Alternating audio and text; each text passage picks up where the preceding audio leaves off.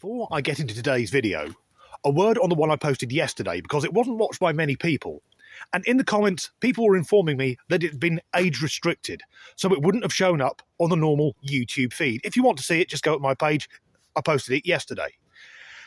And there was concern that I'm being cancelled or banned, but the truth of it is that in that video, I use a clip from the news where a man is assaulted, so YouTube's AI bots decided that isn't appropriate for children. Seeing a man get punched in the head could upset them, and it would put them off setting fire to prostitutes when they're playing Grand Theft Auto. So today, I'll tackle a much lighter subject. Racism. I think most sensible people would agree that racism in all its forms is utterly vile. It's wrong to judge someone based on the colour of their skin, their ethnicity, whatever. However, an uncomfortable truth is this. To an extent, we all do it. Whether consciously or unconsciously, we all have our biases. For example, if I were walking down the street wearing Doc Marten boots, camouflage trousers and a Union Jack shirt, given that I'm a white man with a shaved head and tattoos, some people might think I'm one of those far-right dickheads. Also, if I were getting on a bus, and that's very unlikely because I don't like to travel with the plebs, but if I got onto a bus, and at the front of the bus was a man wearing traditional Muslim dress, with a slightly wide-eyed expression and a backpack which was ticking loudly, I would get the next one. Now, it may be that man is the owner of Mohammed's Clock Repairs, and his wide-eyed expression is because he's been up all night fixing a Rolex. We all do it to an extent, and some of the most racist people I've ever met are upper-middle-class white people typically who insist that they aren't racist. Then they'll say things like, well, I need to use my voice and my platform to speak up for ethnic minorities. And I think, do you not hear how fucking condescending you sound?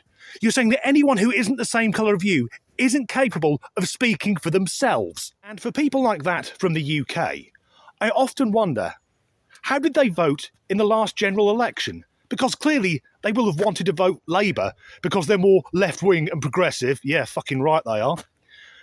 But Keir Starmer is a white man, and the PM at the time, Rishi Sunak, is not only brown, he's also a Hindu. Were those people thinking, if I vote for Labour, could that be seen as a racist microaggression? But there's one type of racism, that always gets a free pass from the woke mob, and that's anti-white racism. And we'll see examples of that today, ranging from the truly racist, through the surreal, to the incredibly insane. And I know there are people on the woke left who say, well, actually, no, in British or American society, there could be no such thing as anti-white racism. And to those people, I say, shut the fuck up. If you're judging someone based on the colour of their skin, then you're a fucking racist bigot. Let's begin. If you're a decent person, then it should be quite easy to put the whiteness down. So I encourage you to renounce your whiteness, because it's not right to be white. Okay, let's get the obvious point out of the way first. If the roles were reversed, if I said that about any other ethnic group, I have no doubt I'd immediately be arrested. It's not right to be white. Sorry, mate. None of us get a say in our ethnicity. And he seems blissfully unaware on how bigoted he's being by saying it's inherently wrong to be this colour. I don't know what the alternative is, though. Because if I can't be white, my alternative is to break out the boot polish and give it the full Al Jolson. I guarantee that will be seen as more problematic. So let's move from bigotry to the more surreal, and a conversation about Pamela Anderson, who, aged 57, appeared at some awards thing or whatever it was, not wearing any makeup.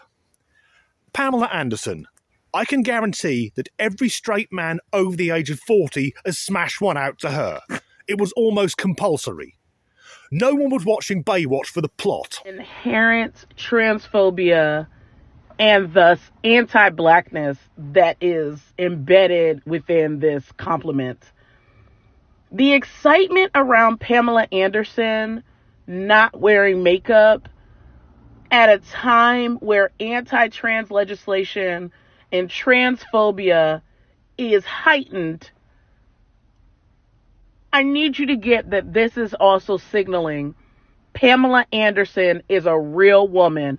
Look, she doesn't even have to wear makeup. And she doesn't have to wear makeup. And when she does it, she's ethereal doing it. Look, and this is in style. Here's another example. This is Elle also calling Pamela Anderson, ethereal. And then I saw it again, and that may make you think, well, this can't be transphobia. Queerty is calling Dylan Mulvaney ethereal as well, and we know Dylan Mulvaney is a trans woman. So I was like, that's interesting. What is the definition of ethereal? Anti-blackness goes hand in hand with transphobia. Fuck me, tick all those boxes. And at a time of anti-trans legislation, because over in the New World, it's been decided that there are only two sexes and that men shouldn't compete in women's sports. To me, that sounds quite sensible. But the word ethereal being used to suggest that Pamela Anderson is a real woman, which she is. Well, most of her. That being said, I think she's had the implants removed. So yes, ethereal means she's a real woman. But how is our new friend trying to make a point by then saying that the same comment was used about Dylan Mulvaney? Because Dylan Mulvaney is not a real woman. He's a confused, screeching dickhead in a dress. Extremely delicate and light in a way that seems too perfect for this world. See, the gag is anti-blackness and transphobia are intrinsically linked.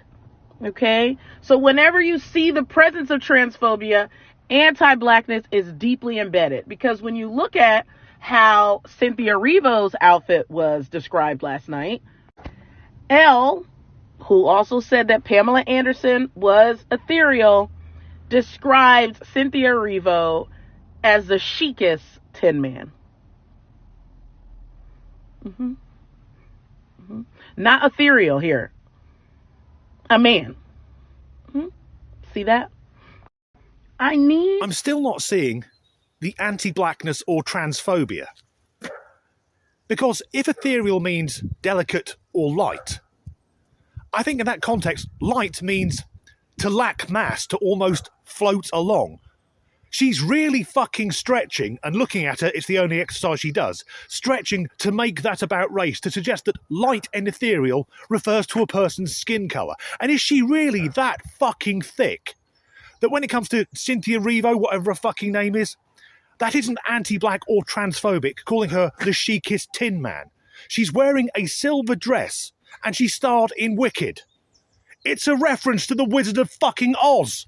And before we move on to our final clip, in which we'll see people who are really desperate to see racism in anything, as long as it lets them play the victim, the people who bang on about this, who see everything as far-right and racist, they often bang on about cultural appropriation. I just mentioned Pamela Anderson.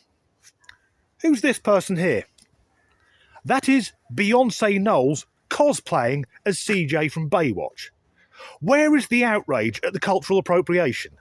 Well, of course, there shouldn't be any. If Beyonce wants to put on a blonde wig and a red swimsuit, fucking let her. Black women, when we do the same diets as white women, we lose less weight and we lose it slower. The racism that you're experiencing and the struggle to make ends meet actually means the diet don't work for you the same.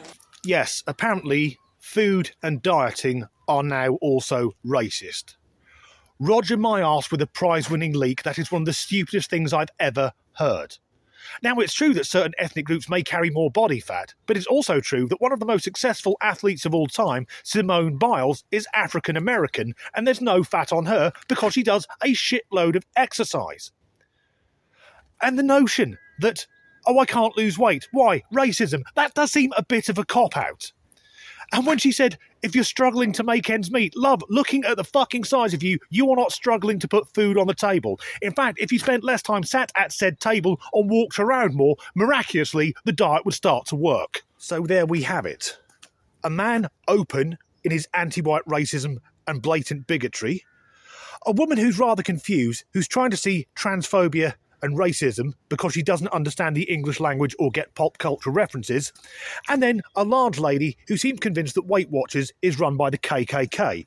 Anyway, that's the end of this video. If you enjoyed it, please do like and subscribe if you haven't already, and as ever, thanks for watching. Get into today's video, a note on the video I posted yesterday, which didn't get that many views because I fucked it up already. 8 seconds. Get the obvious one out of the way. If the roles were reversed, if I said the same thing about any other ethnic group, I expect I'd be arrested almost immediately. And I'm sure if that chap carried on longer, he would have got onto this transatlantic slave trade.